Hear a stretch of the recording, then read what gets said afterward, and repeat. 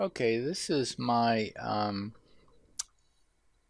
I guess, video presentation of my reflections on chapters 3, 6, and Dr. Borup's blended online assessment stuff.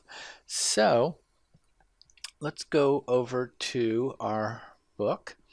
And I got mine on Kindle so I could read it online. Chapter 3 is about engaging learners in a blended course. I read through it. It was all good stuff. I did not see anything in particular other than just say, let's do this kind of stuff. At least, chapter 3 was basically saying, let's engage the heart and mind. Our learners should learn three things. To do, to do, to learn, to be. And it was basically more saying we should design our assessments and things to go along that way. Okay, great, no problem. I found Dr. Borup's website very good, very interesting. He goes through again and we'll talk more about this and how 6 and this one compare. He gives us the traditional assessments and what's good with them, what's not good with them. In fact, one of the things I did when I when I went through this is I realized that, oh yeah, to do, to be, to know, sorry.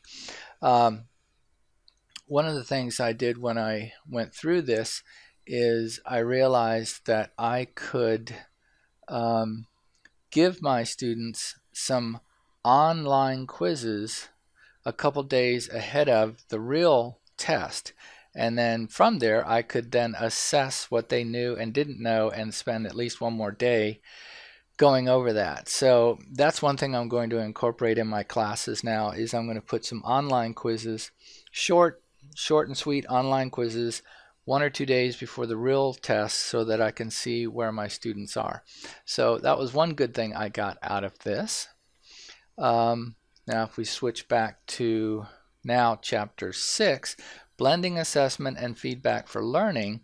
Again, this talks about the on-site assessments, and Dr. Borup does a great job telling us about the good and the bad parts of traditional assessments. And then we go to online assessments and supporting academic honesty and all that good stuff. And I took note of a lot of the different things. We have already done these in previous classes, Poplet, Glogster. I don't know how well I can put them into an engineering class. I probably could. I just haven't really thought of it that much. I have, though, had my students do videos showing how to operate various power equipment safely. And we did make QR codes so that somebody could just take their cell phone, put it over the QR code on the equipment, and then on their cell phone, it takes them to the video, shows them how to operate the equipment safely.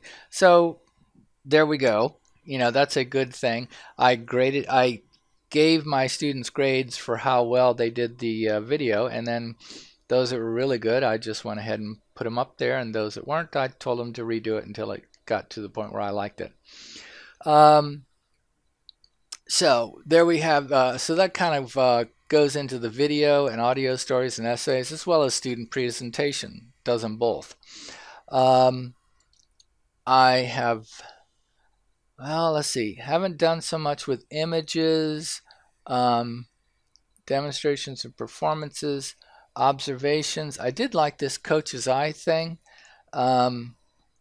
I may use that. I may just use that. I'm not sure how, but I like the fact that it would automatically measure angles and timers things. I could possibly use that for engineering somewhere along the lines. And then we get into collaborative assessments. Let's go back here to our Kindle reading. Um, Set expectations with clear instructions, online grading. I'm sorry, supporting academic honesty online. We talked about that with lockdown and stuff like that, which I don't have, so can't really use that too much. Um, and then for collaborative assessments, I have used wikis in my classroom where I would have my students, I gave them various topics in mechanical engineering or something like that. Each one had to choose and then create a wiki about that. And then everybody had to read each other's wiki. And then I had an online test based on the items in there. So they all had to show that they did read it and they understood it, things like that. In fact, I had the students send me 3 questions that I would put on the test. So the students made the wiki, the students made the questions, and then the students took the quiz from each other. So all good. Google Docs, I'm beginning to use that a lot more now. Prezi, I also, well, for Google Docs, my students are using it to send their stuff to me. Prezi, I've used it a little bit. Poplet, haven't used it all that much. When we get to authentic assessments, we're talking about problem versus project-based stuff, and that's just me, you know, that's everything I do. So I either give my students a problem that they have to work out, or I allow them to work on projects. And we set an expectations, because I think back here we said set expectations with clear instructions. What my students have to do if they're going to make a project, they have to tell me ahead of time what will be the criteria for success. So they have to say they have to give me their objectives before they make it. They say if it's going to be successful, it has to do A, B, C, D, and it has to be clear and quantifiable data that I can look at. Like if they're going to make a go-kart, it will travel. It will hold a 150-pound person. Travel that person will go for 100 yards in 25 seconds. It will be able to go from full speed to a dead stop in no more than 9 feet.